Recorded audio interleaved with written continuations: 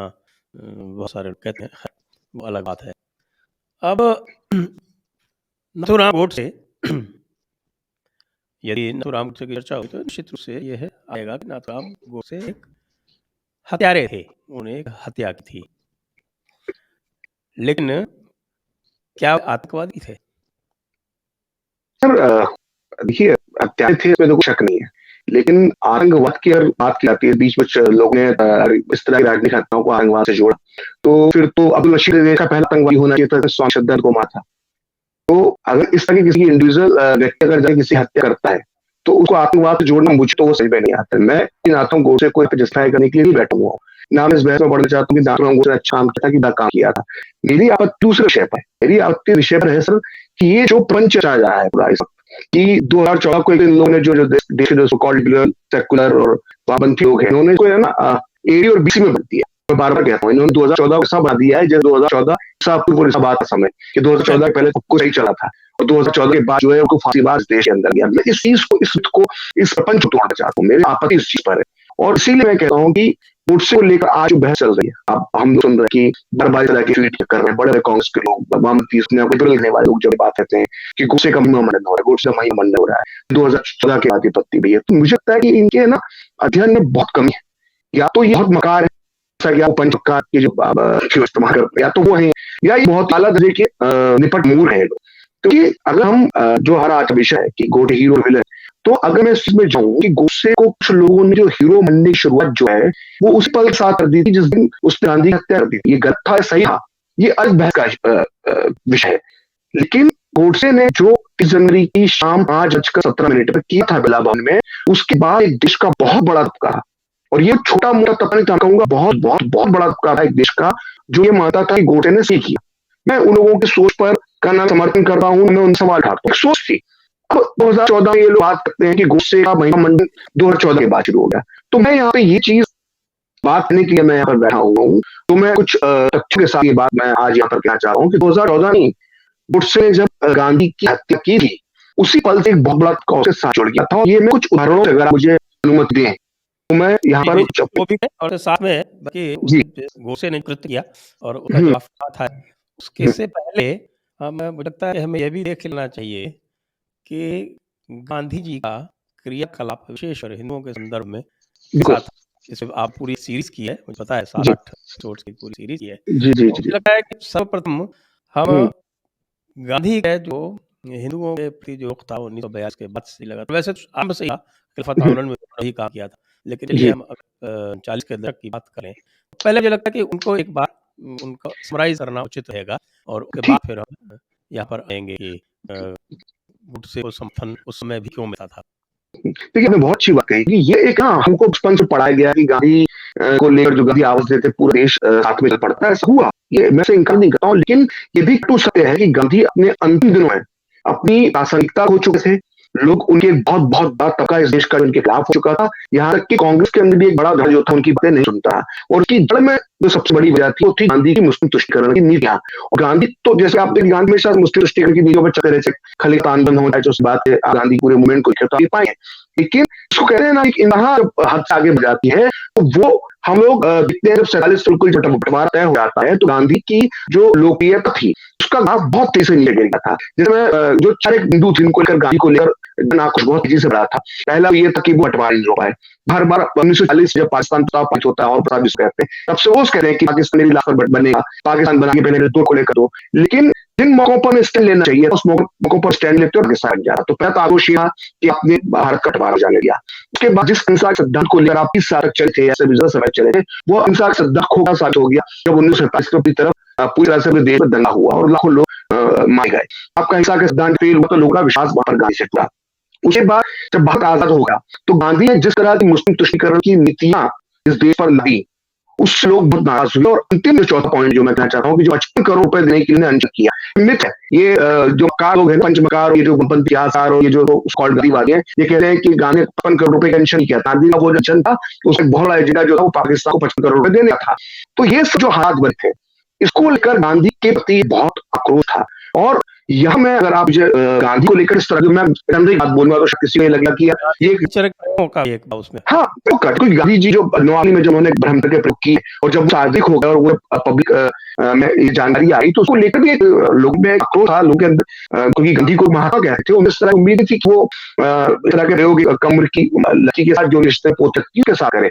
ये भी एक मुद्दा उस वक्त देखिए समाज उस आज जब भारतीय समाज इतना इस तरह की सोच हम कहते हैं संकीर्ण है, लोग कहते हैं कि भारतीय समाज संकीर्ण है, सोच 1947 किस तरह समाज हमारा होगा, क्या वो स्वीकार कर पा रहा होगा?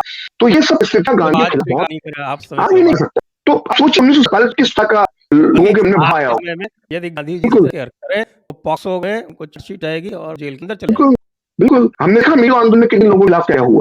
तो ये जो स्थिति थी, तो ये जो बातें हैं कि गांधी एकदम पूरे देश के मान एक बड़ा गांधी के साथ भी था, लेकिन बहुत तक वो भी था जो गांधी से बहुत नाराज था। और ये कुछ उदाहरण मैं आपको दूं अगर आप मुझे अनुमति दें तो, क्योंकि यह बहुत बड़ा जरूरी है, पूरे देश में चल रही है कि ये गांधी का अपमान हुआ है और 2014 के बाद शुरू हुआ। तो ये मालूम होना चाहिए कि महात्मा गांधी के अपमान की शुरुआत उनकी जीत हो गई थी और उनके सामने होती हुआ उनका अपमान। जैसे मैं उदाहरण दूंगा कि गांधी ने अपना आक्रमण अंश शुरू किया था 13 जनवरी को। 13 जनवरी रात बिरला भवन के सामने हजारों शरणार्थियों की भीड़ जमा हुई थी और नारे लगा रहे थे चीख कर कि मत्ता तो मर जाने दो, गांधी को मर जाने दो। तो जब नारे भीड़ लगा रही थी तो पंडित जवाहरलाल नेहरू गांधी को मनाने के लिए उनसे दिल्ली के अंदर आए हुए, वो अंदर मौजूद बिरला भवन के अंदर। जब वो उनकी कार बाहर निकली बिरला भवन के बाहर तो भीड़ से उनका सामना हुआ। तो नेहरू जब ये नारा सुना कि मत्ता है तो मर जाने दो, गांधी को मर जाने दो, तो नेहरू ने अपना आंख खोया, वो शॉर्ट टेम्पर थे। तो नेहरू अपनी कार से उतरे और भीड़ घुस गए वो। उन्होंने कहा किसने कहा गांधी को मर जाने दो, जिस गांधी मरने की बात जो कर रहा पहले मूछ मारे। और ये मैं अपने उनसे नहीं कह रहा, ये प्यारेलाल नैयर जो गांधी के सेक्रेटरी है, हमने जो महात्मा गांधी पूर्णाहुति का खंडकार लिखा है उसके अंदर बात की है, वो चश्मीर गाते बात की। और फिर भी मेरी बात में किसी को आपत्ति है तो रिचर्ड एटनबरो ने भारत सरकार से अनुमति लेकर गांधी जी बनाई, उसके अंदर भी दृश्य। तो गांधी जहां पर ट्रे थे, गांधी जहां पर रुके थे, वहां पर भीड़ गांधी के मरने के नारे लगती थी और नेहरू के सामने लग रही थी नारे। गांधी अंदर बैठ के आवाज सुन रहे थे। कई बड़ी प्यारेलाल नहीं देखी है कि उन्होंने कहा इतने लोग क्या बोल रहे हैं, तो बोला कि कह रहे हैं कि आपको मर जाना चाहिए। तो गांधी में दुख हो गए। ऐसे कई वाक्य मैं आज आपको कहना चाहता हूँ, ये मैं कभी इस प्लेटफॉर्म पर ये जानकारी मैंने इस तरह साझा नहीं की, आज मुझे मौका मिला कर रहा हूँ कि आजादी के बाद मतलब 15 अगस्त 1947 के बाद से लेकर 30 जनवरी 1948 तक गांधी की 3 बार मॉब लिंचिंग की कोशिश हुई है देश। 3 बार मॉब लिंचिंग की कोशिश हुई है गांधी की। पहली कोशिश तो ये जो मैं कलकत्ता में हुई, कलकत्ता में जब वो आनंद आनंद जब वो कलकत्ता जंग आजादी की रोकने के लिए गए थे, तो अगस्त के आखिरी हफ्ते में एक भीड़ जो है वो हैवी मैंडन जहाँ वो बेला घाट रुके थे वहां अंदर घुस गई और उसे गांधी के खिलाफ नारेबाजी शुरू कर दी और सुरावरी कहा है और ये सब शुरू कर दिया। और गांधी की बकायदा लाठी चली गई तो बार बार गांधी तो बचे लाठी के पास से हो गुजरी, नहीं तो गांधी के साथ जो 30 जनवरी को हुआ उसके आगे हफ्ते कलकत्ता में हो जाता। गांधी घटना से आहत हुए कि उन्होंने सितंबर 1947 को कलकत्ता में अपना मरण कर दिया। दूसरा उनके ऊपर मॉब लिंचिंग की घटना होती है 12 सितंबर को होती है दिल्ली के अंदर। दिल्ली के बस्ती में जाकर मंदिर के अंदर कुरान का पाठ करते हैं, फिर लड़का खड़ा हो जाता है, आप मंदिर में कुरान का पाठ कैसे कर रहे हैं? बोले इस कुरान का आयत उनका हमारी बहनों के साथ पाकिस्तान में धक्का किया गया, आप कुरान पढ़ सकते हैं मंदिर के अंदर, क्या मंदिर में जाके कुरान पढ़ सकते हैं?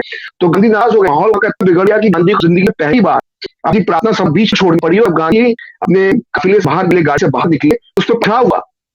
और मेरी हैरत बात है उसी दिन 12 सितंबर 1947 को दिल्ली के पूरा किला जहां मुस्लिम शरणार्थियों का लगा था, वहां भी मुसलमानों की हिंसक भीड़ ने गांधी को घेर लिया था और धमकी भरे इशारे किए थे। वो तो बलबल गांधी जी उस दिन गए। ना सिर्फ हिंदू बल्कि मुसलमान भी गांधी से बेहद नाराज उस दौर में। और जो ये घटना मैं आप बता रहा हूँ जो मैंने 13 जनवरी 1948 की तारीख जिसमें बिरला के गांधी मर के नारे लगाए हैं, तो ये बात मैं ऐसी नहीं कहा, या पहला लेयर ऐसी बात नहीं लिखी है, गांधी फिल्म इस बात को ऐसे नहीं सामने दिया। कपूर पेशेंट बना था गांधी हत्या के लिए, उसने एक गवाह बुलाया, उनका नाम था ब्रज कृष्ण चांदीवाला। वो गांधी की बेहद करीबी थी, वो गांधी का गोला काटता था, वो गांधी की दिल्ली बकरी दूध का इंतजाम करते थे। तो उनकी गवाही हुई, वो वही मौजूद थे। तो उन्होंने कहा कि ये अगर उस दिन नेहरू नहीं होता और नेहरू भीड़ कंट्रोल नहीं करते तो भीड़ इतनी गुस्से में थी, ये पूर्ण पेशेंट हमने कहा कि वो बिरला भवन के अंदर दाखिल हो जाती और गांधी जानलेवा हमला करती। तो गांधी आजाद भारत में 3 बार मॉब लिंचिंग की कोशिश हो की। इस तथ्य को कोई अलग अलग टुकड़े जाना, लेकिन उसको सिलसिलेवार जोड़े, सोचिए गांधी पर 3 बार मॉब लिंचिंग की कोशिश होती है। जो 30 जनवरी को हुआ था उससे पहले गांधी की जान पर 3 बार इस देश के अंदर आजादी के बाद गई। और अब ये लोग जो है जो सो कॉल्ड आपको लिबरल सेकुलर कहते हैं, गांधीवाद कहते हैं, वो कह रहे हैं कि 2014 के बाद ये सब रहा है। गांधी की तो ये सब रहा था संजय जी, हमें सत्य को स्वीकार करना पड़ा। गांधी की लोकप्रियता बहुत ही दो में थी 1947 बल्कि ये भी कहा जा सकता है यदि गांधी की हत्या न हुई होती तो संभवतः उनके चित्र की हत्या तो उनकी तेजी पूरी तरह से हो ही गई थी। बिल्कुल, गांधी गांधी के जिस तरह का अभी अब ये देखिए किसी व्यक्ति ने गांधी को गली बकी, उसके खिलाफ कानूनी कार्रवाई कानून अपना काम करेगा। लेकिन गांधी को जब बीते कोई गली बका था, उनका रिएक्शन क्या हो रहा था, ये हमको भी यहाँ समझने की जरूरत है। गांधी को जो हजारों पत्र मिलते हैं, उसमें से सैकड़ों पत्रों के अंदर गांधी के लिए आपत्तिजनक भाषा, धमकी और उल्हाड़े लिखे होते थे। और गांधी अपनी प्रार्थना सभाओं में बाकायदा उन पत्रों को पढ़ के सुनाते थे, लोग मुझे धमकी दे रहे हैं। तो संजय बहुत पहले बात की जाए, गांधी 30 जनवरी 1948 को होती है। इसके ठीक एक दिन पहले 29 जनवरी 1948 को एक प्रतिनिधिमंडल था शरणार्थियों का, एक बड़ी जगह नॉर्थ वेस्ट प्रोविंस फ्रंटल में जो पाकिस्तान का जो सीमा कहते इलाका को, तो वहां से शरणार्थियों एक दल हिंदू शरणार्थियों का दल का गांधी मिलने पहुंचा। 35 लोग थे और ठीक महात्मा गांधी की हत्या के एक दिन पहले मिलने पहुंचे। तो उन्हें बताया कि हमारे साथ ये हुआ है, हमारी बेटियों के साथ बलात्कार हुआ है, बहनों के साथ बलात्कार हुआ है, ये बहुत दर्द हुआ है। तो गांधी ने जो हर शरणार्थी को ऐसा सीख देते वो सीख दी। अब इसने तो सब कुछ लुटा दिया हो, जैसे अपना आंखों के सामने अपनी माँ बेटी बहन के साथ बलात्कार होते देखा हो, उसको ऐसा कि कहाँ पड़ने वाले थे। तो एक उनका व्यक्ति था, वो गुस्सा हो गया और उसने गांधी के साथ बड़े बदतमीजी शुरू कर दी। उसने कहा कि बहुत हो गया, ये आप सब बोलते रहते हैं, बोला आपने इतना हम कर लिया, इतना नुकसान हमारा कर लिया, अब भागने के लिए मैं अकेला छोड़ बाबा और नुकसान मत करो, अब चले आओ यहाँ, भाग जाओ यहाँ से। ये मैं नहीं कह रहा, ये बात संपूर्ण गांधी हंगामा में लिखी है। कुछ अदर ने कहा गांधी से, जो अदर उम्र था कि गांधी जी आप चले जाओ, छोड़ में आपकी जरूरत नहीं है, आपने बहुत बड़ा कर लिया। तो गांधी उससे पूछा भाई मैं कहाँ चले जाऊँ, तो वो आप हिमालय चले जाओ, आप बस हमारा पीछा छोड़ो। तो गांधी इतने दुखी हो गए उसकी बात सुनकर कि उन्होंने जब जीवन का आखिरी प्रार्थना सभा उन्होंने की 29 जनवरी शाम इलाहाबाद में, उन्होंने पूरा वहां पर बनाया और कहा कि मैं हिमालय चले जाऊँ, मैं क्यों हिमालय ले जाऊँ, तो मुझे ईश्वर मुझे आदेश लेगा वो करूंगा, मैं तो उसी के किले पे छोड़ नहीं सकता। तो मेरे किस्सा बताने का मतलब ये है कि वो गांधी के मुंह पर गांधी को अपने नाम से पत्र लिखकर उनको शब्द कहते थे, उनका अपमान करते थे और गांधी के सब सामने होता था। तो ये कोई नई बात नहीं, गांधी अपमान करके ना फैशन बनाया है, ये फैशन नहीं है, ये हमेशा से होता आ रहा था। गांधी के जीस की बात हो गई थी क्योंकि गांधी नीतियां लोगों को बिल्कुल पसंद नहीं थी और आज उसको बहस होना चाहिए। तो बहस क्यों बनना चाह रहा है, गांधी की मुस्लिम स्टिकर की नीति पर देश में क्यों चर्चा नहीं होना चाहिए, बंटवारे को रोकने में गांधी सफल है, इस पर चर्चा क्यों नहीं होना चाहिए, ये क्या फ्रीडम ऑफ स्पीच के अंतर्गत नहीं आता? असल की बात तो अलग है कि यह यहाँ तक है, ये भी आया हुआ है और गांधी वांग में ही आया हुआ है कि गांधी जी को पुत्र ने जो तत्कालीन इलाहाबाद आज का प्रयागराज, वहाँ पर जो अधिवेशन हुआ था CWC का, और उसके तत्काल बाद ACC का अधिवेशन, मेरे विचार से 16-17 जुलाई की बात है क्योंकि 3 जुलाई को इंडियन इंडिपेंडेंस एक्ट आया था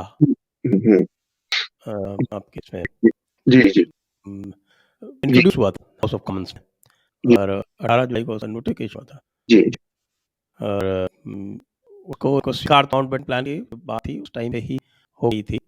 तो वो तो जून में हो गया था, इसमें उन्होंने उसको स्वीकार कर लिया। मैं उसकी बात कर रहा हूँ, तो माउंटबेटन प्लान स्वीकार करने की बात थी, वो 15-16 जून को हो गया था। एक मिनट में शायद मई का है, तो मई घट रहा है।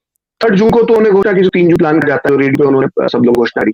15-16 को कांग्रेस सभी के अंदर वो पास हुआ, ACC के अधिवेशन के अंदर वो प्रयागराज में, तत्कालीन इलाहाबाद में वो में गांधी ना तो कार्य समिति के सदस्य थे, कभी भी रहे, वो तो एक तरह से ठाक टाइप कर रहा था और उसमें जाने से उनके पुत्र उनको रोका था। तो वो फिर भी गए ये कह के कि नेहरू का दिल टूट जाएगा ये मैं नहीं गया तो। अब आपने आपने के बेटे की बात निकाली है, तो मुझे मालूम होना हमारे दर्शकों को, तो गांधी के जो तीसरे बेटे थे रामदास गांधी, मतलब कहते हैं कि गांधी को कोई भी उठाई गाली देता है, कभी लगता नहीं है क्या है, गांधी कुछ भी देते। तो गांधी के 4 बेटे थे, तो जो सबसे बड़े बेटे हरिलाल की तो बात ही नहीं आता, वो शराबी और वही अलग आके चल गए, उनमें तो हम भी नहीं करना चाहिए उनको। लेकिन गांधी के 30 नंबर के बेटे रामदास गांधी, वो बड़े ही लाल बेटे। गांधी ने अपनी मिट्टी मीठा में डिसाइड किया कि मेरे अंतिम संस्कार में हो तो खा के जो है रामदास दिखा दे। तो रामदास का मोहन कैसे हो पाता अपने पिता से आगे दिनों में, इसका भी हमें हमारे दर्शकों को जानकारी होना चाहिए। लोग कहते हैं ना कि गांधी कोई भी गली बगता, गांधी जो सबसे लाडले बेटे थे रामदास गांधी तीसरे नंबर के, उन्होंने उन गांधी लेकर का विचार था, ये थोड़ा हमें दर्शकों को बताना चाहिए कि उन्होंने कहा कि उन्हें गांधी पत्र लिख कर कहा कि आप जो है वो हिंदू धर्म के लिए अभिशाप बन चुके हैं। तो ये बात कैसे मान पड़ी, खलीफ जमा उनसे मिलने पूछे गांधी से, तो उन्होंने कहा कि पत्र पढ़ो, मेरे बेटे का उन्होंने पत्र पढ़ा, तुमने अपनी किताब लिखी पार्ट टू पाकिस्तान, बड़ी मशहूर किताब है, उसमें उन्होंने लिखा कि कितना दर्दनाक था कि बेटा अपने पिता के लिए सब बोला है, और बोला उसका सारांश यही था कि आप जो है हिंदू जाति के लिए अभिशाप बन चुके हो। आप सोच देखिए गांधी के बेटे के जो सबसे लाडला क्या था, उसके पिता के बारे में राय थी। तो और खलील जुमा चौधरी के मुस्लिम लीग के नेता थे, पाकिस्तान चले गए बाद में, पाकिस्तान के पहले मुस्लिम लीग के अध्यक्ष जिन्ना के बाद वो सभी जगह पर है। लेकिन खलील जुमा चौधरी की एक अच्छाई भी है, उन्होंने पूरी काम बहुत गंदगी की तरफ भी थी, तो उनका इंटेंशन ये लिखेगा कभी गलत नहीं हो सकता। तो सोचिए गांधी के बेटे की स्थिति, सरदार पटेल का अगर आपको मालूम होगा, मौलाना आजाद किताब लिख के आए कि वो गांधी के साथ जब उनकी बैठक हुई आखिरी वचन के समय, तो गांधी चीख लगे और चिल्लाने लगे, तो सरदार पटेल ने कहा कि वल्लभ भाई आप इस तरह भाषण के लिए इस्तेमाल कर रहे हो, गांधी जी को इतना बुरा लगेगा। तो बोला क्या बुरा लगेगा, बोला इन्होंने अपने अंश से अंजन करके तय कर लिया है कि हिंदू पूरी दुनिया के सामने हिंदुओं के मुंह काले पोतना चाहते संघ के जरिए, वो मैं क्यों रुकूं यहाँ पर, मैं मुंबई जा रहा हूँ, बॉम्बे जा रहा हूँ, निकल वहां से अल्लाह से। तो सोचिए 3 दशक गांधी का यश में कहला था सरदार पटेल, उस इंसान ने गांधी के ऊपर, गांधी के सामने, नेहरू और मौलाना आजाद के सामने गांधी का अपमान कर दिया। रामदास गांधी अपने पिता को कहे आप हिंदुओं के अशाप, उनके कट्टर शिष्य सरदार पटेल कह रहे हैं कि आप जो है हिंदुओं के मुंह पर पूरी दुनिया के सामने काट पोतना चाहते हो, उनका अपमान कर देते हैं। और ये बात हम ही कह रहे हैं, ये बात कोई संजय दीक्षित जी, प्रकाश श्रीवास्तव कह रहा, ये बात मौलाना आजाद कह रहे हैं कि सरदार पटेल ने जो गांधी के ऊपर अपमान कर दिया और आने दुखी हुए। तो ये स्थिति गांधी की बन चुकी थी। इसको 2014 या 2022 से जोड़ देना कि भाई ये ट्रेंड चल रहा है, फैशन चल रहा है, मैं बात सहमत नहीं हूँ। गांधी की स्थिति तो सुधर गई, गोसे 3 गोलियां मारी तो लोगों की एक सहानुभूति उन प्रति उत्पन्न हो गई। अन्यथा अगर गांधी ये रहा है कि गांधी अगर अपनी नैसर्गिक मृत्यु को प्राप्त होते, शायद जो आज गांधी का कद पूरी दुनिया में शायद वो उतना नहीं होता। मैं ये नहीं रहा कि गांधी का कद बड़ा नहीं होता, लेकिन आज जिस मुकाम पर गांधी को रखा जाता है, शायद गोडसे की 3 गोलियां अगर उन्हें लगती तो शायद उस मुकाम पर ना होते, वो मुकाम ऊंचा होता, लेकिन आज उनका मुकाम है उसके मुकाबले वो मुकाम नीचे ही हो। और एक बात और है कि गांधी की मृत्यु पर कई सारे प्रखर मनीषियों ने और बड़े लोगों ने, तो डॉक्टर अम्बेडकर ने क्या कहा गांधी की मृत्यु के बाद, आपको ध्यान है, मतलब शेयर करना है दर्शकों के साथ कि अम्बेडकर ने इसका स्वागत किया था। हाँ, उन्होंने एक नजरिए से उस चीज देखा, उन्होंने किसी हत्या समर्थन नहीं किया, हम किसी हत्या का समर्थन नहीं कर सकते। ऐसे ही अम्बेडकर बहुत ही सुधीर, बहुत ही महान व्यक्तित्व था, तो उन्होंने गोडसे कृत्य का समर्थन नहीं किया, उन्होंने गांधी की हत्या का समर्थन नहीं किया, उन्होंने अलग नजरिया दिया। उन्होंने कहा था कि गांधी के नाम पर जो ढोंग होता है, जो सभी अम्बेडकर को उन्होंने 7 दिन पत्र लिखा था कि जो गांधी के नाम पर जो नुकसान हुआ था देश को, गांधी की नीतियों से देश को नुकसान हो रहा था, शायद देश उसके चंगुल से निकले। लेकिन दुर्भाग्य है कि अम्बेडकर ने सोचा, डॉक्टर अम्बेडकर ने जो सोचा, अम्बेडकर जी ने पत्र लिखा था, वो जो सोचते थे कि गांधी की हत्या के बाद देश जो चीजों फंस गया है वो इससे बाहर निकला, ऐसा हो नहीं पाया। उल्टा ये हुआ कि गांधी की हत्या से एक जो राष्ट्रवादी विचारधारा थी, जो हिंदुत्व की बात करती थी, उसको करके खड़ा कर दिया था, और उसकी आवाज को अगले 30, 40, 50, 60 साल तक दबा कर रखा गया। जबकि उस वक्त एक नई बहस शुरुआत होनी चाहिए थी। गांधी की हत्या की जो वजह थी, इनको दुष्ट करने की जरूरत थी, लेकिन उल्टा हुआ। जो दिनों से गांधी की हत्या हुई, वजह को और ज्यादा ताकत के साथ नेहरू सरकार ने जो है वो दूसरे लोगों पर लग दिया। तो इस तरह की स्थितियां गांधी की हत्या के बाद बने। और गांधी की जो हत्या थी, मतलब गांधी हत्या को लेकर किस तरह का माहौल था, मतलब बार बार कई जगहों पर उल्लेख होता है कि गांधी जब अंतिम दिन अनशन कर रहे थे, तो जैसे मैं बता बिरला उनके नारे लगते थे, या कहीं छोटा फ्रीडम मिनट में जिला है कि गांधी जब अनशन कर रहे थे, तो दिल्ली से चांदनी चौक से लेकर आपके कनॉट प्लेस गांधी के अनशन की चर्चा थी। लेकिन चर्चा इस बात की थी कि गांधी को कैसे बचाना है, चर्चा बात ही हो रही, जो फिल्म कोट डोमिनिक लापी और कॉलन लिखते हैं कि बुढ़े से हमारा पीछा कैसे उठेगा, बिठाई में शब्द नहीं। तो इस तरह के लोग चर्चा कर रहे थे दिल्ली शहर में, मतलब गांधी की हत्या से के पहले इस तरह का माहौल बन गया था। ये बात भी सकते हैं गांधी की जब हत्या हुई, कहीं न कहीं एक बड़ी लगता है प्रखर जी का इंटरनेट कनेक्शन टूट गया है। जब तक प्रखर जी वापस आते हैं तब तक हम एक बार फिर से मुद्दों को दोहरा लें जिनसे हम बात कर रहे थे कि कनेक्शन की प्रॉब्लम। आगे ठीक है, मैं वही बात कर रहा था जी। हाँ, तो रखें उसी बात को। मैं यही कह रहा था कि गांधी के अंतिम दिनों में जो डोमिनिक लापर और लेरी कॉल्स लिखते फ्रीडम फिट में कि गांधी बचने की चर्चा नहीं हुई थी, वो गांधी हमारा कब नहीं छोड़ेगा, ये आम जो लोग दिल्ली की सड़कों पर बात कर रहे हैं, ये कांग्रेस के नेता भी दौर में जानते हैं। तो गांधी की हत्या के बाद जिस तरह का माहौल बना इस देश में, उसका दूसरा पहलू ये है कि गांधी की हत्या के बाद एक बहुत बड़े तबके की सहानुभूति गांधी के प्रति उत्पन्न हो गई। और कहीं ना कहीं हमारे भारत जो हिंदू हमारा सनातनियों का जो मन होता है, जब हम लिखते हैं कि हत्या होती है, हिंसा होती है या ऐसा कुछ होता है, हमारा एक भाव परिवर्तन होता है, दया का हमारे अंदर हमेशा दबाव रहा है। तो वो सहानुभूति भी जो है वो गांधी के प्रति उत्पन्न हो गई इस जर्नी के बाद। तो मैं तुम लोग चर्चा कर रहे थे कि अगर गांधी की हत्या से गोलियों से नहीं होती, शायद गांधी मुकाम को प्राप्त नहीं कर पाते, आज वो मुकाम प्राप्त है। बिल्कुल सही कहा, बिल्कुल सही कहा। और ये बात में गोडसे का ट्रायल चला तो उसमें भी दिखा गया, और कांग्रेसी में तो जिस तरह से 1984 में नरसंहार किया सिखों का, उस कांग्रेसियों ने तो बिल्कुल। अहिंसा की जिस बात साहब की दीदी हमें आदि बिना ढाल है, वो अपने जी, जी। है, इस पर हम बात तय कर चुके हैं। लेकिन सर मेरा उन्होंने चिटपटाऊन ब्राह्मणों का, विशेष रूप से महाराष्ट्र ब्राह्मणों का नरसंहार किया। बिल्कुल, मैं इसको 1.5 साल पहले पूरा वीडियो बनाया हुआ है। तो मैं इस बात से दुखी होता हूँ कि ये लोग कहते हैं मॉब लिंचिंग 2014 का मॉब लिंचिंग। मैं कहता हूँ कि भारत के पहले भारत की पहली मॉब लिंचिंग प्रखर जी कहने वाले थे, वो महाराष्ट्र में हुई थी गांधी जी की हत्या के तुरंत बाद, जब महाराष्ट्र के महाराष्ट्रीयन ब्राह्मण, विशेषकर चिटपटाऊन ब्राह्मण, जिससे कि गोडसे और सावरकर का संबंध था, उनकी चुन-चुनकर हत्या की थी। हज़ारों लोग मारे गए, कम से कम 3-4 हज़ार की तो हम सुनते हैं। सर देखिए, भारत में कितने दंगे हुए, गांधी मतलब भारत के कितने दंगे डॉक्यूमेंटेड। आप अपने होम सिटी राजस्थान, आपके समय जो छोटी घटनाएं होती डॉक्यूमेंटेड नहीं होंगी।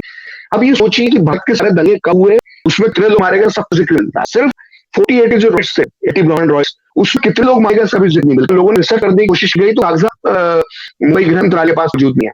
मेरा दूसरा सवाल है, मैं डिटेल में नहीं जाऊंगा, वो एक अलग विषय, पूरे 1 घंटे चर्चा करने का विषय है। मैं कहते हैं, लोग कहते हैं कि 2004 के बाद इस देश में मॉब लिंचिंग शुरू हुई। मैं कहता हूँ इस देश में मॉब लिंचिंग का जो पहला शिकार है वो वीर सावरकर के छोटे भाई नारायण सावरकर है। नारायण सावरकर को उनके घर से बाहर खींचकर कांग्रेस की भीड़ ने शिवाजी पार्क में नीचे पत्थरों की बरसात कर दी, और उसके 6 महीने बाद अभी 6 महीने बाद उनकी चोटों की वजह से उनकी मृत्यु हो गई। मैं कहता हूँ चलिए गांधी जी हत्या वीर सावरकर नाम आया था, आपकी दुश्मन सावरकर से हो सकती है, वीर सावरकर से आप दुश्मन हो सकती है, डॉक्टर नारायण सावरकर से आपकी दुश्मनी थी। इस आदमी ने भारत की आजादी आंदोलन में हिस्सा लिया, जो आजादी का सिपाही था, उसको कांग्रेसियों की भीड़ अपने घर से, उसके घर से निकाला और पत्थरों से उसको मारा। ये गांधी था। इस देश में पहली मॉब लिंचिंग गांधीवादियों ने करी है। बिल्कुल। नोएडा और कहाँ के बताते हैं, पहला मॉब लिंचिंग का शिकार वीर सावरकर छोटे नारायण सावरकर हैं, और उनकी मॉब लिंचिंग करने वाले गांधीवादी हैं, जो ये पहले जो गांधों की प्रतीक होते हैं, ये थे मॉब लिंचर पहले इस देश में। कोई बात ही नहीं करता है इस पर बात करना। ऐसा लगता है कि आप इस विषय पर बात करके अपराध कर रहे हैं। इस तरह का अमल बना दिया गया, और फिर मन चला जाता कि 2014 के बाद ये शुरू हो गया। अरे भाई, बात उसी हो जाना चाहिए कि क्यों आप इस तरह आपने काम की है। दंगे की बात होती है, दंगे की बात होती है, क्यों बाबू के खिलाफ जो दंगे हुए बात होती है। नासिक के पास गांव परिवार सिर्फ गुस्से था, उसे पूरे परिवार के पुरुषों बाहर निकालकर जिंदा जला दिया, क्वेश्चन डलकर। गुना ये था गोड कर देना। गाना मालखोड़र जी, उन्होंने पूरी किताब लिखी है, आत्मकथा, क्या सहना पड़ा इस पापों को। कोई बात नहीं करता इस देश में, सबके मुंह में जो नहीं जलाता है बात करने के लिए, क्योंकि शिकार है वो ब्राह्मण है। हम लोगों ने मान लिया, मैं कोई ब्राह्मण नहीं हूँ, लेकिन जब ब्राह्मण से सहानुभूति होने लगी कि हमें हमारे लोगों ने हमारे दिमाग डाल दिया है इस देश में सारा शोषण करने वाला भी है, ये तिलकधारी ब्राह्मण है, तो ये ब्राह्मणों के खिलाफ दूंगा, उसकी कोई बात नहीं रहेगा। स्थिति कहाँ, और हम आप अगर करना चाहेंगे तो हम पे लेबलिंग कर दी जाती है। बड़ा दुर्भाग्य की बात है। ये तो इसी तरह से जैसे बात आती है, इसमें गोडसे से संबंधित बात आती है कि गोडसे को राष्ट्रभक्त कहने पर लोगों को आपत्ति होती है। क्या कोई हत्यारा राष्ट्रभक्त नहीं हो सकता, ऐसा कहीं लिखा हुआ है? किसी व्यक्ति का राष्ट्रभक्त होना और किसी व्यक्ति का हत्या होना, ये दो अलग विषय है, इनको आपस में मिक्स नहीं करना चाहिए। गोडसे के पूरे जीवन को आप देखें तो आप पाएंगे कि गोडसे एक बहुत ही जो कहते हैं जागृत किस्म का एक व्यक्ति था, एक पत्रकार था। उसने हैदराबाद के आंदोलन में हिस्सा लिया। उसका जो किशोरावस्था थी, उसकी जो युवा अवस्था थी, वो वीर सावरकर जैसे दीप्यमान व्यक्तित्व के साथ उसका बहुत में हुआ। मतलब उनकी तरह से पर्सनल असिस्टेंट रहा, लंबे समय तक वो यात्राओं पर जाकर किसी का जिम्मेदारी संभालता, तो जाहिर है 10-12 घंटे वो समय सावरकर के साथ रहता होगा। उसकी एक, जबकि वो पढ़ा था नहीं, वो मैट्रिक के बाद नहीं पाया था, लेकिन उसके बाद भी वो अंग्रेजी बोलना जानता था, वो साध्य था, उस गीत को लेकर देना, उसको देश समस्याओं को लेकर वो जानता, उसके संपत्ति है। मेरे मित्र पुणे वो काम कर रहे सी पर वो गोडसे एक पत्रकार कैसा था, इस विषय पर वो रिसर्च कर रहे हैं। तो अलग अलग तरह से अब चीजों को गालने की कोशिश कर, तो दो चीजों को जोड़ा जा सका, और दोनों चीजों के आधार पर किसी को ये नहीं कर सकता कि ये गलत है या ये सही है। मेरा सिर्फ ये कहना है कि गोडसे ने जो किया, मानता हूं गलत किया, किसी व्यक्ति की हत्या का मैं तो समर्थन नहीं कर सकता, लेकिन वो स्थितियां क्या थी, वो देश काल स्थिति परिस्थिति क्या थी, हमें इसका अध्ययन तो करना पड़ेगा ना। अगर राजीव गांधी की हत्या हुई और उसकी हत्या में का हाथ था, तो क्या हमने तमिल समस्या को फिर से समझने की कोशिश नहीं की? क्या हमने मना नहीं कि तमिलों का आक्रोश क्या है, श्रीलंका के तमिल क्या चाहते हैं, इस समस्या का समाधान क्या होना चाहिए? हमने किया ना, इस देश सरकार ने बाद में किया। अगर इंदिरा गांधी की हत्या बेअंत सिंह सवंत सिंह ने करी ऑपरेशन विस्टार के विरोध में, तो क्या जब राजीव गांधी की सरकार आई तो क्या उसने परिस्थितियों का अध्ययन किया कि इंदिरा गांधी की हत्या हुई? क्या राजीव गांधी ने संत हरिचरण सिंह लोंगोवाल के साथ समझौता किया? अपनी मां की मृत्यु के साल के अंदर राजीव सिंह को राज्यपाल बना के बेटा राजीव लोंगोवाल समझौते के नाम से जाना जाता है। एक प्रधानमंत्री जिसे पूर्व प्रधानमंत्री जो उस भी है, उसकी हत्या के बाद तो नए से पंजाब समस्या का अध्ययन करता है, और वो लोंगोवाल से समझौता करता है। उसके बाद ऑप्शन थर्ड वो होता है आपस में मंदिर में, तो उसको पुरानी गलती उसमें नहीं दोहराई जाती है। तो ये एक राजनीति और सरकार चलने की मान नहीं होना चाहिए। अगर किसी व्यक्ति है, आप कहते हो उससे लाता मान ले उससे लाता, उसने गांधी हत्या कर दी, लेकिन जिन कारणों से गांधी हत्या हुई, क्या उस दौर की सरकार को इस पर बैठकर विचार नहीं करना चाहिए कि यार ये शरणार्थियों के मन ये भावना जा रही, इसकी वजह से हुआ, या मुस्लिम तुष्टिकरण की नीतियां हैं जिस पर हम गांधी कहने और चल रहे थे, ये इतनी घातक हो सकती है कि एक हत्या हुई, कल को दूसरी हत्या हो सकती है। क्या तो बदलाव की जरूरत है? क्या हमें पाकिस्तान के सब रिश्तों को एक नए तरह से उसको तैयार करना चाहिए, जनसंख्या की अदला बदली करना चाहिए? क्या ये सब पे चर्चा की? आपने तो ऐसी गांधी की हत्या हुई संगठनों में प्रतिबंध लगा जिनको लेना देना नहीं, आप स्कोर सेट कर देते हैं। जैसे गांधी की हत्या का मतलब हमको कहना दिया और मैं से स्कोर सेट करूंगा, आज तक साथ नहीं पाया से साथ, लेकिन आरएस में बैन लगा दिया, आपने बाकी लोगों को चलना शुरू कर दिया, आप वीर सावरकर को गिरफ्तार लिया और केस डाल दिया, किसी का कोई सबूत नहीं ला। आप जब लाल की जो उधर कोर्ट थी जस्ट 7 चरण की, उसने वीर सावरकर को बरी कर दिया, तो नेहरू सरकार की हिम्मत नहीं हुई कि वो हाईकोर्ट फैसले चुनौती देती। भाई आप लोग राहुल गांधी वाले बोल करते हैं कि आप तो सावरकर साथ गांधी कांड पे इस तरह के लांच लगाते हैं, ये बात तो गिरफ्तार नहीं है, केस हो रहा है महाराज। तो क्या नेहरू ने कोशिश नहीं वीर सावरकर को, मैं बरी हो गए वीर सावरकर, कोर्ट चलो हाईकोर्ट उनको जाता, नहीं करेगा, आपको उनका सबूत नहीं है, आप बार-बार आरएसएस का नाम देते हैं, एक संगठन को आप बदनाम करने की कोशिश करते हैं। इतनी आप सरकार रहे, आपके पास पावर था, आप सिर्फ कर रहा है, आप बच कभी बिठा है, किसी कमीशन कहीं आरएसएस का नाम नहीं आया, आप उसका नाम खरीद देते। तो ये सोर्स सेटल हो रहा है गांधी हत्या के बाद। आपको सोर्स सेटल नहीं करना था, आपको स्थितियों का अध्ययन करना था। जैसे सज्जन राजीव गांधी ने इंदिरा गांधी हत्या की बात किया, या जैसा नरसिम्हा राव ने राजीव गांधी हत्या की बात किया, तो इस समस्या को लेकर कोई हत्या हुई, कोई व्यक्तिगत दुश्मनी थी कि किसी भैंस वाली किसी को गोली मारी, ये हत्या थी, उसका आकलन होना चाहिए। दुनिया में ऐसा हुआ है, कोई ऐसा नहीं है कि सिर्फ गांधी हत्या छोड़ा, गांधी हत्या के बाद उसको सेटल किया गया देश की, और आज तक हुआ है। और दुर्भाग्य की बात 2022 के पहले हफ्ते में बैठ के भी हम जो इसको सेटल करने वाले लोग बैठे ना, जो वामपंथी जिन्होंने हमेशा गांधी गाली दी, अब जो गरीब आरक्षण चूहा और हाथ जोड़कर जो है 2014 जो है एडीपी साबित करने में लगे हैं, वो गांधी का नाम लेकर, गुस्से का नाम लेकर वर्तमान सरकार बीजेपी कार्य से बदला करना चाहते हैं। ये गांधी इनके बहाना है, ये गांधी के सिद्धांतों मानने वाले लोग नहीं है, वामपंथी तो हो ही नहीं सकते, ये इसको सेटल कर रहे हैं। जो कोर्स 1948 से चला हुआ आज तक चलता है दुर्भाग्य से। आप इस बात से बिल्कुल सही कह रहे हैं। और ये भी देने वाली बात है कि जब गोडसे ट्रायल होता है, तो उस गोडसे के ट्रायल को लेकर भी सरकार न केवल चिंतित रहती है, बल्कि उसको भी पूरी तरह से एक तरह से उस पर लीपापोती करने का प्रयास करती है। जो बातें हो रही हैं कोर्ट में, वो बाहर नहीं आने देती है, और बल्कि जो एक आजकल गोडसे का जो भाषण था या जो बयान था जो उन्होंने दिया था कोर्ट में, वो तो पता नहीं कितने शोर दबा रखा गया।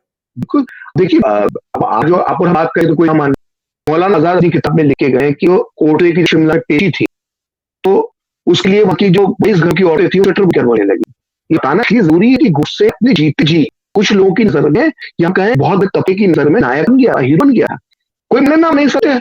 जब गोसे अम्बाला से जब शिमला गए तो जून के उसकी पेशी हुई थी शिमला में, अम्बाला गया कर्मी, उसको नहीं हुआ कि वहां जो बजाओ, उसके पास पहली पेशी, तो जब छुट्टी हुई देखा घर में खड़े हुए वहां की सरांत महिलाओं जो इस घर की बहनों थी, उसके लिए बुनकर उसको बिजली लगी। अब आपको यहाँ बजने की जरूरत है कि उस दौर का शिमला कैसा होगा। ये आज का शिमला नहीं, उस दौर का शिमला होता, वहां पर सिर्फ 8 क्लास रहता है, आईसीएस अधिकारी के परिवार, बड़े बिजनेस जो परिवार के लोग, अंग्रेजों के लोग, एंग्लो इंडियंस, इस तरह के लोग वहां पर रहते थे। और जो तो पता वो जो घरों में काम करने वाला वो रहता था, अंग्रेजों की राजधानी थी देश में कहीं। तो ऐसे एलिट क्लास के अंदर वो महिलाएं हैं वो गुस्से को स्वेटर कर रही थी। और ये बात मैं कह रहा हूँ, ये बात मौलाना आजाद की किताब इंडियन फ्रीडम लिखी, और गुस्से को जो शिमला के अंदर जो रिस्पॉन्स चल रहा था, तो उस वक्त तो आरएसएस भी शिमला में थी, क्योंकि आरएसएस तो लग गया, बीजेपी का जन्म ही नहीं था, ना वहां विष्णु परिषद थी, ना वहां पर बजरंग दल था, ना वहां स्वामी कालीचरण थे, ना वहां पर राजीव प्रज्ञा थी। तो कौन लोग थे, कौन होते थे उसके लिए स्वेटर कर भी नहीं थी, जो मौलाना आजाद की किताब में करें। जस्टिस जी खोसा सर, आईसीएस सरकारी सब्सिडी दूसरा की होती है, आईसीएस में एक प्लान ऑर्डर जाते हैं और जुडिशरी में जाते हैं। आईसीएस में जो उन्होंने टॉप किया था सुभाष घोष ने, उसमें तीसरी रैंक थी GD Ghosh, justice G Ghosh, वो है हाई कोर्ट के जज, उन्होंने गुस्से को फांसी की सजा सुनी थी। जस्टिस जी घोष ने अपनी किताब गॉड ऑफ महात्मा में क्या लिखा, मुझे लगता है मुझे पढ़ के सुनना चाहिए। उन्होंने गॉड ऑफ महात्मा में पेज नंबर 27 पर लिखा है, घोष ने जब बैन देता बैन का जिक्र किया है, उसका जिक्र करते हुए जस्टिस जीडी घोष लिखते हैं कि घोष की दलील सुनने के बाद कोर्ट में मौजूद लोग स्तब्ध और विचलित हो जाते थे। जब उसने बोलना बंद किया तो एक गहरा सन्नाटा छाया हुआ था, महिलाओं की आंखों में आंसू थे और पुरुष भी स्वक्त हुए अपने रुमाल ढूंढ रहे थे। मुझे कोई संदेह नहीं है उस दिन ताला पे उपस्थित लोगों की जूरी पाई जा रही उसे गुस्से का फैसला दे को कहा जा रहा, वो भारी बहुमत से गुस्से को बासत बरी करने का फैसला ला दे। जस्टिस जीडी खोसला कह रहे हैं। जस्टिस जीडी खोसला बाद में सुभाष चंद्र बोस की जो रस्में जो तरीके से उसकी इंक्वायरी करी, छोटी मोटी ऐसी नहीं थी। हाईकोर्ट जज इसको फांसी दी आदमी के लिए कह रहा है कि अगर फैसला जूरी हाथ में छोड़ देगा और जटा को जूरी बना देता 22 बरी जाता। गोडसे हीरो बन चुका था। इस सत्य को स्वीकार करने में अच्छी को दिक्कत क्या है? ये लोग की गलत हुआ, नहीं होना चाहिए तो कैसे कुछ लोगों ने माना, आप उसका विरोध करो, लेकिन आप उस सब पे मिट्टी डालने लगे हुए कि नहीं गोडसे को 2014 के विरोध में आया जाए। मेरा आपत्ति इस बार है। रामदास गांधी का जिक्र किया मैंने, जिन्होंने कहा था कि अपने पिता को पत्र करा आप बेलधर्मी अभिषेक हो चुके हो। जब गुस्से फांसी सजा दी गई तो रामदास गांधी ने सिद्धांत बात किया, तो उन्होंने पत्र लिखा गोडसे को जी सर कि मैं वो व्यक्ति हूँ जिसने आपके जिसके पिता की आपने हत्या की है और आपको समय हो तो चाहता हूँ कि मैं आपकी माफी व्यक्त कर रहा हूँ और मैं चाहता हूँ कि आप अहिंसा के सिद्धांत को माने और आपको एहसास हो कि गांधी शब्द सही और आप शब्द गलत है। गोडसे ने जवाब में रामदास गांधी को पत्र पढ़ा, दोनों के बीच अद्भुत पत्र व्यवहार है। मतलब पत्रकार वो सरदार टेल करस्पॉन्डेंट में छपा हुआ है, तो पढ़कर आपको लगता है कि दो बुद्धि लोग देखो वो क्या रहा है और एक हत्या का जिस व्यक्ति के ताकि हत्या की है वो आपस में चर्चा कर रहे हैं और सार भी चर्चा कर रहे हैं, इतनी अच्छी चर्चा कर रहे हैं दोनों, बल्कि माता साहित्य और सिद्धांत दोनों तो पर दोनों जबरदस्त एक दूसरे को पत्र लिख रहे हैं। तो गोडसे लिखा है पत्र में कि प्रिय रामदास जी, मैं माफी चाहता हूँ मेरी वजह से आपके पिता आया अच्छा, मैं उसकी माफी चाहता हूँ कि किस वजह से मैं हत्या की। उस गीता कुछ श्लोकों को कोट किया गोडसे ने। जब मैं रामदास गांधी ने श्लोकों का अपनी तरह से कोट पर कहा आप गीत को नहीं सपा रही ये रहती है, अद्भुत रचा हुआ। तो फिर तय हुआ कि हम तो बात नहीं कर सकते हैं, हम आमने साथ बैठे। तो रामदास गांधी ने कहा कि मुझसे मिलना चाहता हूँ, तो गोडसे ने कहा कि आ जाइए। तो आचार्य विनोबा भावे बहुत बड़ी चीज है, आचार्य विनोबा भावे और रामदास गांधी ने तय किया कि हम गोडसे मिलेंगे जेल में और शास्त्रार्थ करेंगे। सोचिए वो इतना हो जाती। तो आज देश में कई चीजें दूर हो जाए, बल्कि इतनी बड़ी बदल रामदास गांधी रामदास गांधी की उनका इतना बड़ा दिखा, वो दोनों बैठ चर्चा करके उसका हल करता। हो सकता है गोडसे हम गलती मान लेगा, ये हो सकता है रामदास गांधी की गलती मिल लेते, यह हो सकता है दोनों ही एक दूसरे से सहमत होते, लेकिन ये मौका ही नहीं आने दिया गया। जब ये चर्चा चली तो सरदार पटेल नेहरू भरा, सरदार पटेल ने जून 1949 जून वो नेहरू को पत्र लिखा कि मैं रामदास गांधी और गोडसे के बीच में व्यवहार को पढ़ा है, तो ये मुझे ठीक लगता है रामदास गांधी से मिले जाएं, क्योंकि अंतिम ये गोडसे को हीरो बनाने की कोशिश हो रही है। गोडसे अपने अंतिम दिनों में गौरव को प्राप्त करेगा रामदास गांधी से, और मुलाकात नहीं होने दी। मुझे लगता है मुलाकात खुद दी चाहिए। तो गांधीवाद की परीक्षा होती, वो गोडसे की आइडियोलॉजी की भी परीक्षा होती, उसका रिजल्ट सामने निकल कर आता, लेकिन वो नहीं होने दी गई। आज हम एक अलग राह की बहस में पूरा देश पड़ा हुआ है। तो इस तरह का खौफ सरकार के अंदर गोडसे को लेकर, तो क्यों हमारे इतना विरोध बना है? अगर मुझे अनुमति दे गोडसे अंतिम संस्कार और सच्ची के साथ वो मैं बता देता हूँ, बिल्कुल क्लियर हो जाएगा, दूध का पानी हो जाएगा कि नेहरू सरकार गोडसे की लोकप्रियता से कदर बढ़ा गई। गोडसे का अंतिम संस्कार हुआ तो उसका शब्द के परिवार को ही सौंपा गया, अंबाला जेल के अंदर उसका अंतिम संस्कार किया गया, और अंतिम संस्कार करने के लिए किसी पंडित बाहर से बुलाया गया। जेल के ही कर्मचारियों में से एक ब्राह्मण था, क्रिया करना जानता था, तो उसको उन्होंने चुना। और देखिए कितनी अजीब बात है कि गोपाल गोडसे उस जेल बंद अलग बैठ में, तो गोडसे छोटा भाई था गोपाल गोडसे, बुलाते तो कोई मुआवजा नहीं के लिए बता सकते गोपाल गोडसे के लिए, नाथुराम गोडसे के लिए, उसको भी नहीं बुलाया, और गोडसे अपने अंतिम संस्कार जो है अंबाला जेल के अंदर कर दिया गया। अब जेल के अंदर ना अंतिम संस्कार किया गया, नेहरू सरकार इतनी डरी हुई थी कि जिस जगह उसकी ताश लाई गई थी गोडसे की, उस जगह से राख हटाकर 2 मटकियों में रख लें आपके और गोडसे की, और वहां पर हल चला दिया गया कि जब भी घास के निशान अगर किसी दे लिए भविष्य में यहाँ पर स्मारक बन जाए। तो कहीं सरकार इतने बंदोबस्त कर रही थी, तो सरकार को डर था ना, सरकार को डर था कि गोडसे का स्मारक बन जाएगा, गोडसे के समर्थक है, गोडसे लोगों के सर में हीरो है, ये सरकार जानती थी ना। तो 2014 के बाद जो आरोप लगाते लोगों के सही लोग के हीरो माने लग गए, गलत है, सही वाला है, गोडसे लोगों के दर में हीरो बन जाता है तो सरकार कोई बात। अस्थि में साथ किया, बड़ा दिलचस्प हिस्सा है। अस्थियां 2 मटकों में भरी, वो पुलिस वाले ट्रेन में गए, और जब ट्रेन जहां गुजरती तो घग्गर नदी वहां पड़ता अंबाल, वहां से मटकी दोनों फेंक दी, वहां पे डाल दी गई। तो ये खबर जो थी वो पुलिस वालों ने बाजार है भाई की ऐसे कहते हैं ऐसा किया। ये खबर घूमते घूमते हिंदुस्तान शर्मा नाम के एक व्यक्ति है, पत्रकार थे, ट्रिब्यून के अंदर काम करते, अंबाला के रिपोर्टर थे, उनको मिली, और आपके जो महासभा के कार्यकर्ता थे, तो उनका गोडसे करती उनके मन में सहानुभूति शौक मरा। तो अपने कार्यकर्ताओं को लेकर गए, तो वहां टूटी फूटी अवस्था में मटकियां हुई थी, तो घग्गर दी में उसमें भाप भी था, उतना पानी था, तो उन लोगों ने वो अस्थियां ली, उसको उन्हें वहां जमा किया, वो ऐसे करके गोडसे परिवार के पास आ रखी, इसमें गुस्से की पद की जब सिंधु नदी और भारत के इसमें जो पूरी पथ गोडसे की, तब अस्थि को विसर्जित किया जाए। तो गोडसे का भूत इस कदर डरा था नेहरू सरकार को, इसे जिंदा जगा दीजिए, पहले तो सब सह रहे, किसकी लाख सह रहे, चित्रदार की उस बात कह रहे हो, उसके अखियों से भी डर है। तो क्यों डर रहे थे? मतलब कहीं ना कहीं डर था ना कि ये लोगों के लिए कुछ लोग पूछे। मैं ये सब बातें तो ऑन रिकॉर्ड है, वो बता रहा हूँ। जो मैं कस्तूरी की कहानी बताई इंडिया टुडे में छपी है, स्वर्ण दास गुप्ता जो राजस्थान सांसद हैं, उनकी ये स्टोरी थी, 1999 में छपी थी, और जिससे शर्मा को उन्होंने इंटरव्यू किया। वो आज इंटरनेट पड़ी, आप उसको ढूंढने वो आपको मिल जाएगा, इंडिया के सारे आर्काइव इंटरनेट पे पहुंच गए। अब ये मैंने आप अच्छे बताया जो लिटरल अच्छे हैं। अगर मान लीजिए गोपाल गुस्से के जो किताब लिखी गांधी की, अगर अपन उसको भी का भी जिक्र ले लें, अगर उस बात को अपन समझने की कोशिश करें, गोपाल गोडसे लिखता है कि जब गोडसे का परिवार आखिरी बार मिलने के अम्बाला आया, तो आगे वाले उनसे पैसा ले रहे थे, होटल वाले उनसे खाने का पैसा ले रहे थे, जिस ट्रेन के अंदर आया वो उनका टिकट का समझिए, कुछ लोग तो लोगों ने जब पड़ा गोडसे परिवार तो सीट खाली कर दी उनके लिए। गोडसे का परिवार मिलकर अम्बाला स्टेशन पहुंचा, लोगों ने गुस्से जिंदाबाद के नारे लगा, सैकड़ों की संख्या में खड़े होकर अम्बाला स्टेशन पर। ये गोपाल गोडसे लिखा। ये भी तथ्य है, फैक्ट इसको रिसर्च कर चुका हूं कि 2 बनास के लड़के गोडसे की फांसी का जो दिन था, उसके एक दिन पहले अम्बाला जेल के अंदर दाखिल हो गए। तो उसको लगा गुस्से को छाने की साजिश तो नहीं है। तो जब गुस्से उससे अच्छा पूछते हैं अधिकारियों ने कि तुम क्यों आए हो यहाँ पर, वो गोडसे अंतिम दर्शन करने आए। तो इस तरह का माहौल गोडसे के पक्ष में उस वक्त भी था, और सरकार भी जानती थी। ये सब 2014 बाद भी हो रहा। इस सच को कोई आज दौर स्वीकार करने तैयार नहीं। गोडसे विरोध करना चाहिए आपको, इसको इस हक कौन रोक रहा है? लेकिन झूठ मत बोलो ना। आपको बीजेपी और आरएसएस पे जाना सदना है, तो आप गलत बात का इस्तेमाल करते, ये तो जायज नहीं ना। मेरा विरोध इस बात को लेकर। हाँ, बस लेकिन एक विचित्र बात ये आती है कि वही भारतीय जनता पार्टी है, वो भी गांधी के अंधभक्ति लग जाती है। गांधी का पूर्ण विश्लेषण होना चाहिए, और जो सच है वो लोगों के सामने आना चाहिए। और जितना भी लोग इस तरह से गांधी की भूंडी वाला करके उनको भोंडे तरीके से बचने का प्रयास करते हैं, तो वो गांधी की थोड़ी बहुत ही जो महिमा बची हुई है, मुझे नहीं लगता बची हुई है, उसको भी धूल दूसरे करने का कार्य करती है। तो अब हम चलते हैं प्रश्न की ओर। काफी प्रश्न आ गए हैं। इन प्रश्नों से पहले मैं सभी से अनुरोध करूंगा कि आप इस वीडियो को प्लीज शेयर कर लें, लाइक कर लें। 4000 से अधिक लोग देख रहे हैं, सिर्फ 2000 ही लिक्स हैं, तो ये जो गैप है इसको प्लीज ब्रिज करें थोड़ा।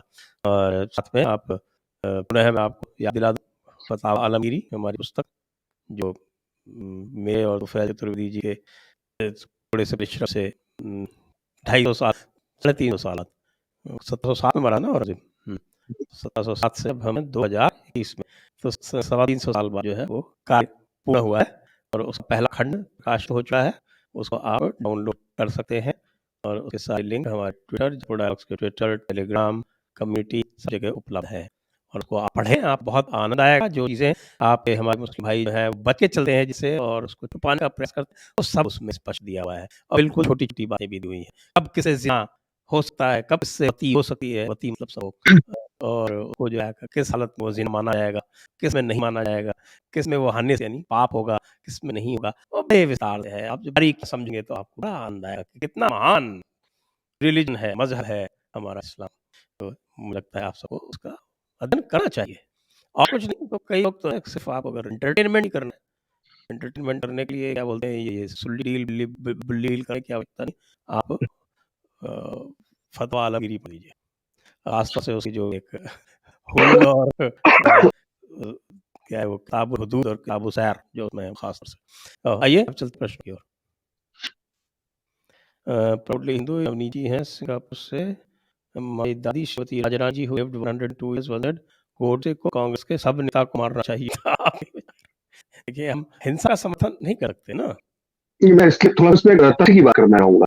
ये मैं अपने वीडियो में बताया है, ये जो इनकी दादी का भाव था, तो इसका बड़ा मशहूर फ्रीडम एट मिडनाइट में मेरे कॉलेज में देखा कि लोग जो शरणार्थी थे, इनकी दादी भी शायद उसी इलाके से आई होंगी, पाकिस्तान इलाके से, समय राजा है, तो वहां के शरणार्थियों मन में क्या भाव था, वो बड़ा अच्छा फ्रीडम बिल्डिंग पे लिखा हुआ है कि अब ट्रेन आ रही तो एक 20 साल शरणार्थी उसके अंदर बैठा हुआ, जो ट्रेन का सुरक्षा अधिकारी, उसमें ट्रेन सुरक्षा अधिकारी चलते थे, ट्रेनों हमले हो रहे थे, जब पाकिस्तान से ट्रेन इंडिया आ रही तो उसका सुरक्षा अधिकारी तो उससे पूछा, बड़ा हो रहा था, दुखी था वो व्यक्ति, बोला मैं कुछ टूट गया, मैं कुछ बर्बाद हो गया मेरा, तो बोला कि आपके पास कितना पैसा है, तो उन्होंने उस शरणार्थी ने 1927 में जवाब दिया, मेरे पास 5 लाख रुपए बचे। तो सुरक्षा अधिकारी हैरान में आ गई, उसने कहा कि सब आपके पास 5 लाख रुपए बचे, ये भी बहुत बड़ी रकम होती है। नहीं, इस रकम की पाई मैं गांधी और नेहरू को मारने के लिए खर्च करूंगा। ये शरणार्थी का भाव था कि ये 5 लाख रुपए तो स्पेयर रखे हुए इस काम के लिए। तो ये बात मैं नहीं कह रहा, ये डोनिक लॉयर ने, मतलब फिल्म ब्राइट को आधुनिक युग की 100 बड़ी किताब में से माना जाता है, बेस्ट सेलर बुक, आप ऐसी हुई उठा सकते हैं, दो बहुत राइटर दुनिया के। तो वो लिख रहे हैं कि शरणार्थियों की मानसिकता ये थी कि 5 लाख रुपए मेरे पास बचे हुए, इनका इस्तेमाल तो ये गांधी नेहरू मार भी लिखा ऐसा उन्होंने किताब में। तो ये भाव था, और आज भी जब हम कोई वीडियो बनाते हैं, इस तरह की बात डालते हैं, तो इस तरह के भाव लोग लिखते हैं, क्योंकि एक पीढ़ी भले वो गुजर गई, लेकिन जो आज 70, 75, 60 साल के लोगों की पीढ़ी है, जिन्होंने अपने माँ-बाप को दर्द भोगते हुए देखा है। तो जो एक्शन का रिएक्शन होता है, वो हमेशा आपके अंदर मौजूद रहता है। जी, नेक्स्ट। सनातन रवीश, जय श्याम सर, अपने उसका नाम स्वीकार करें।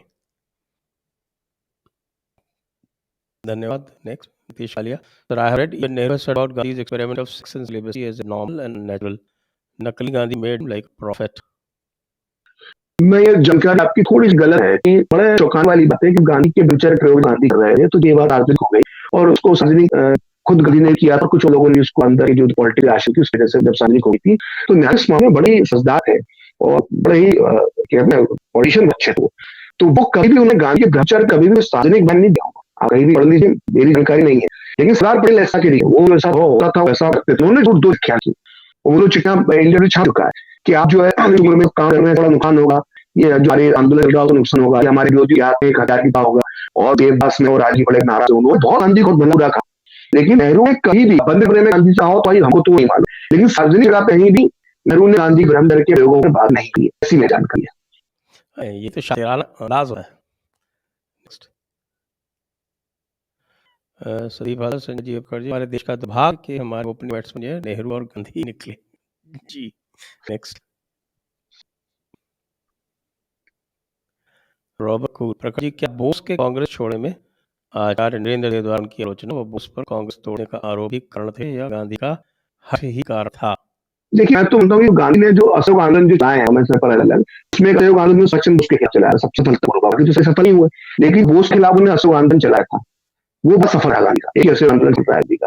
असल में बोस अध्यक्ष बने, उनकी वो स्थिति कर गई थी कि मतलब कहने अध्यक्ष थे, और यहाँ पे आपको आचार्य नरेंद्र देव अकेले नाम दीजिए, सरदार पटेल भी थे, डॉक्टर राजेंद्र प्रसाद भी थे, ये सब गांधी के कहने पर बोस का बुरी तरह से जो है वो विरोध करते थे, कैसे भी तुम बैठो में नहीं जाते थे, कोई प्रताप पात नहीं करने देते थे।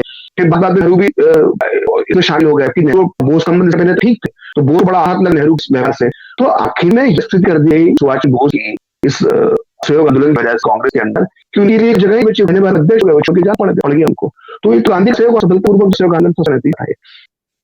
जी हाँ, उसका कारण जो है बता मैं एपिसोड प्रोफेसर कपिल कुमार के साथ हुई थी, तो उन्होंने कुछ मिलिट्री इंटेलिजेंस के काज निकाले हैं जो उन्होंने बताए थे उसमें, और ये था कि कुछ जो सावरकर का प्लान था अंग्रेजों के विरुद्ध मोर्चा खोलने का, उसके कोई फाइल जो थी वो गांधी को भेजी वायसरॉय ने, और उसके बाद उन्होंने निर्णय लिया कि हम बोस नहीं रहेंगे।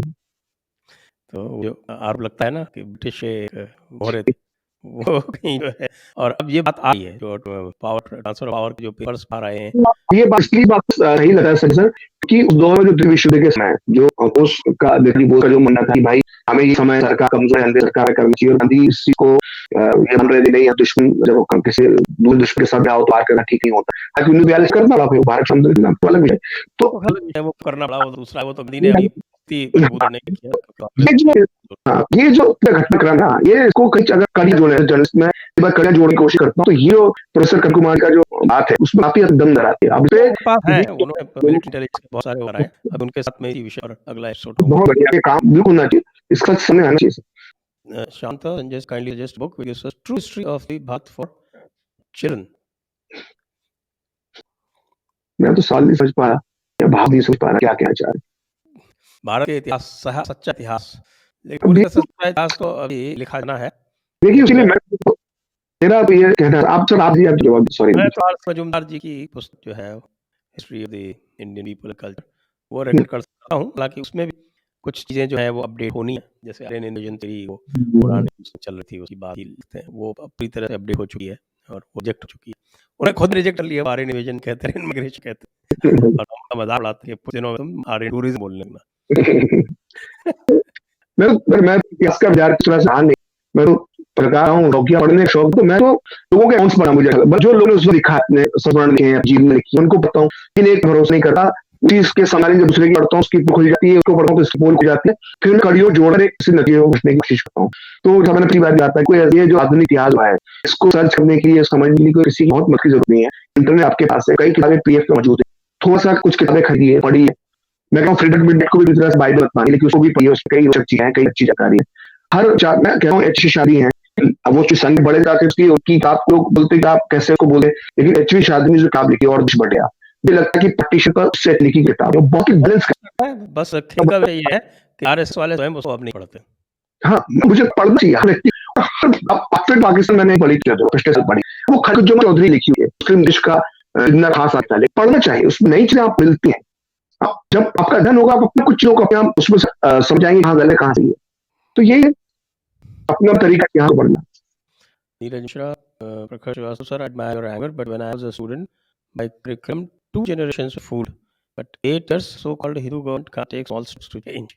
ये तो हमारे सबकी कंप्लेंट है। भाई कंप्लेंट है हमारी, क्योंकि हमको लगता है कि वो काम अभी तक होना चाहिए, वो अंदर कर रहे हैं, प्लानिंग चल रही हो, अलग बात है। हमको नजर नहीं आता, हमको लगता है कि इतिहास की किताबों में हम छेड़छाड़ की बात कर रहे हैं, कह रहे हैं सत्य सामने लाओ, किसी के प्रति नफरत फैलाने की या कोई आइडियोलॉजी को इंड्यूस करने की जरूरत नहीं है। हम कहते हैं सच सामने आओ, और जो झूठ भरा हुआ है उसको दूर करने की जरूरत है। और ये काम कब शुरू हुआ इसका उदाहरण नहीं है। ये 7 साल इस बात को लेकर निराशा होती है 7 साल कि इस दिशा में काम नहीं हुआ, लेकिन जब कई लोगों से बातचीत करता हूँ तो मैं पाता हूँ कि ये क्रिया होती है। हम लोग कई बार लगता है, देखिए होता है इतिहास का उदाहरण तो 40-50 साल का जो इतिहास है, 100 साल का इतिहास 2-3 दिनों में सड़ जाता है। तो 7 साल भी अगर आप 100 साल या 50 साल बाद बात करेंगे, बहुत ही आगे पन्ने की स्टोरी होगा। तो इसलिए मेरी उम्मीद है, क्योंकि मैं बहुत आश्रित रहा हूँ कुछ चीजों को लेकर, तो मुझे उम्मीद है कि एक दिन सच सामने आएगा और लोग अब इतने जागरूक हैं, लोगों के पास इतने संसाधन है कि आपको अब झूठ बहुत देर टिक पाया, टिकना और टिक चुका, अब उस रहने का हमें आ चुका है। तो भरोसा किए नहीं, वार्ड में मानते हैं कि होगा, अभी नहीं होगा तो बाद में होगा, नहीं होगा सही बना। Next, it's Mishra, ST said it must be personal, but why you don't raise a segment could be political or dharma sansad sort of. Only power can shift narrative to practice. भाई हम तो देखें अभी narrative ठीक से बना ले, उसके बाद फिर आगे का काम करें। Shri Harsh Sanjay Ranpar sir, how did Nehru really die? Rajiv Dixit said Mrs. Nehru had written a book explaining last day of Nehru. Mrs. Nehru?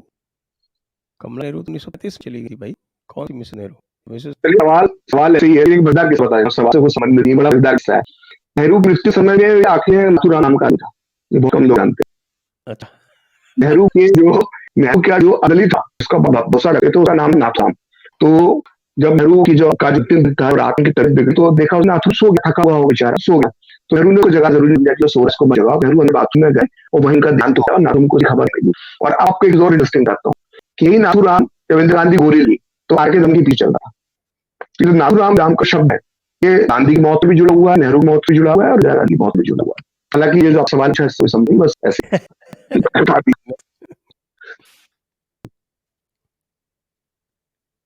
Mohit war shaper जी, बेटा सेमी ऑटोमेटिक पिस्टल से 2 गोलियां मारी, एक छाती और 2 पेट में, फिर भी हिराम निकल गया, इसे कहते हैं शक्ति।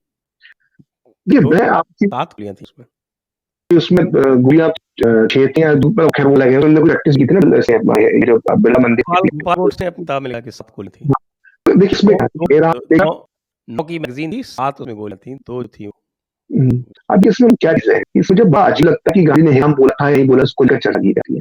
गांधी अपने अंतिम समय अगर हेराम बोल दिया तो बहुत मान्य हो जाते, वो हेराम नहीं बोल तब दिन की बोली जाती है, क्या हो रहा है? अरे आप अपने लिख देखिए, बहुत के पढ़ने अध्ययन करने सच की जरूरत नहीं, जब उनको चोट लगती है तो क्या बोलते हैं, हे भगवान, हमारा स्पॉन्टेनियस रिएक्शन होता है, या माँ हम ये निकल आए, तो किसी व्यक्ति को आघात लगेगा तो मुझे माँ, भगवान, हे राम इस तरह के शब्द निकलेंगे।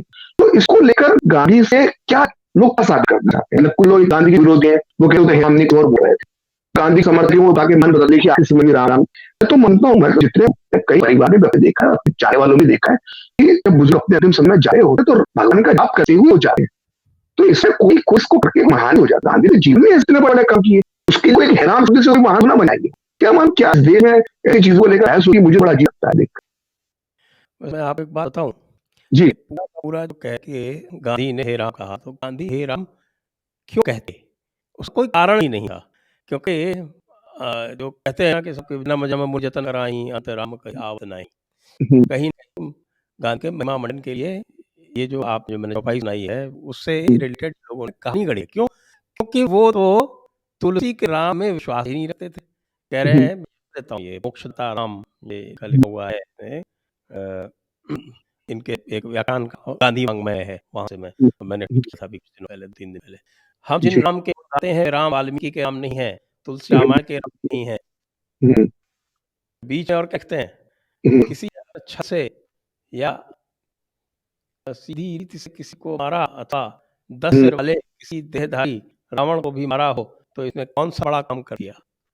आज का ज़माना तो ऐसा है कि हुँ, 20 या असंख्य भुजाओं का भी कोई रावण पैदा हो, तो एक हुँ, बालक हो के ही एक गोले से उसके असंख्य हाथ और माथा उड़ा दे, उसे हम अलौकिक बालक नहीं मानेंगे, उसे हम बड़ा राक्षस मानेंगे। तो जिसके विचार राम के प्रति ऐसे हों, जिसके विचार कृष्ण के प्रति ऐसे हों, जो ये कहे कि जो हुँ, महाभारत में जिस कृष्ण का वर्णन है, यदि कृष्ण उसी प्रकार के थे, तो मैं उस कृष्ण को नहीं मानता। तो ये एक विचित्र प्रकार का प्राणी था, जिसको कुछ लोगों ने महिमा मंडित करके एक मैं तो षड्यंत्र ही मानता हूँ, उसे तहत इसको महात्मा बना के और जो देश की चेतना था, उसको कुंठित करने के लिए बिठाया होगा। वरना कोई बात इस तरह की भगवान राम के बारे में, जिनके लिए अंत में राम कहने का जो प्रयोजन है, वो इन्हीं राम के बारे में है, तुलसी के वाल्मीकि के राम के बारे में। हाँ, काफ़ी जन्म दिन जन्म निज कराई अन राम कही यात नाहीं। वो व्यक्ति हे राम कहेगा क्यों भाई? चलिए अगला प्रश्न लेते तक हैं। अंतर हो गया थोड़ा-सा। Approaching the question, what actual steps can we take to one, remove Gandhi from currency note, convert Radha to something useful like public toilet? नहीं, मैं क्या बोलूँ? इसके उत्तर की आवश्यकता नहीं है। आगे चलते हैं। ओरिएंटल आर्म्स कई प्रोफेशनल यूट्यूब चैनल से प्रमोट करते हैं। गोटी जी के एक्ट ने 70 साल से सनातन को बहुत ज़्यादा नुकसान क्या है? नुकसान तो हुआ है, ये मैं मानता हूँ। पहल का क्या ओपिनियन है और इन लोगों के लिए क्या मैसेज है? देखिए ना, बड़ा अजीब-सा नुकसान तो ज़्यादा ये पूरे नेहरू का जो फ्रॉड था उसको सहायता मिल गई। देखिए, मैं तो आपको आपके हिसाब की चीज़ बताता हूँ। गांधी की हत्या का कोर्ट से कितना भुगत किया। एक सरदार पटेल के वो तेवर चल रहे थे। सरदार पटेल बिल्कुल जनसंख्या की खिलाफ बदली और बिल्कुल इस तरह से मुसलमानों को दौर में आने दिखाने का काम कर रहे थे। उनके तेवर उस मुद्दे पर काफ़ी कमज़ोर थे। क्योंकि गांधी की हत्या हुई तो काफ़ी उनके ऊपर भी आरोप लगा कि आप जो नया मंत्री आप सुरक्षा नहीं दिया है। तो फिर कब वो हार्ट अटैक पड़ गया मच के प्रयास में 45 बाद ही। तो फिर सरदार पटेल के वो तेवर दिया। हालाँकि हैदराबाद में कमाई की, विलीनीकरण किया, लेकिन मुस्लिम स्टिकर का जो विरोध रहे थे सरकार ने, वो तेवर वहाँ पर रुके। तो ये चीज़ हुई। इसकी वजह से गोडसे जब गांधी को मारा है, उससे राष्ट्रवाद का भी, सनातन धर्म का भी बहुत सारी चीज़ों का नुकसान हुआ। ये उसको स्वीकार करना चाहिए। लोग समझते नहीं है। देखो सब जो देखिए वीडियो बनाया ना संजय जी, यहाँ पर लिखेंगे कि आप गोडसे की जी लगाते हैं, आप फिर गोडसे क्यों नहीं बोलते हैं? अजीब किस्म का इसका का माहौल बनाने की जरूरत क्या है? आप अगर देश से प्यार करते हैं, तो अगर आपके पास और भी चीजें हैं ना अपनी बात कहने के लिए, किसी गलत कृत्य को आप समर्थन कर लेंगे। देश का स्थिति परिस्थिति की बात है ना, गांधी हत्याकांड की। किसी महिला मंडल की जो किसी तरफ उसके करने की जरूरत कैसे के करते हो? ये मेरा मानना है कि लोग समझते नहीं है। लोग तो ये उम्मीद करते हैं कि भाई गोडसे जी कहा है, क्यों कहा जाए गोडसे? हम जैसा हम क्या चाहते हैं वैसे कहेंगे, हमें जो बात करनी है हम उसी कहेंगे। तो ये थोड़ा सा लोगों को समझने की जरूरत है। जी, नेक्स्ट। इसके साथ प्रश्नकाल समाप्त होता है। आज का कार्यक्रम भी समाप्त करते हैं। आप सभी लोगों को बहुत-बहुत धन्यवाद। प्रखर जी को भी बहुत-बहुत धन्यवाद। बहुत जय धन्यवाद। हिंद, वंदे मातरम। धन्यवाद। Press the line on YouTube and don't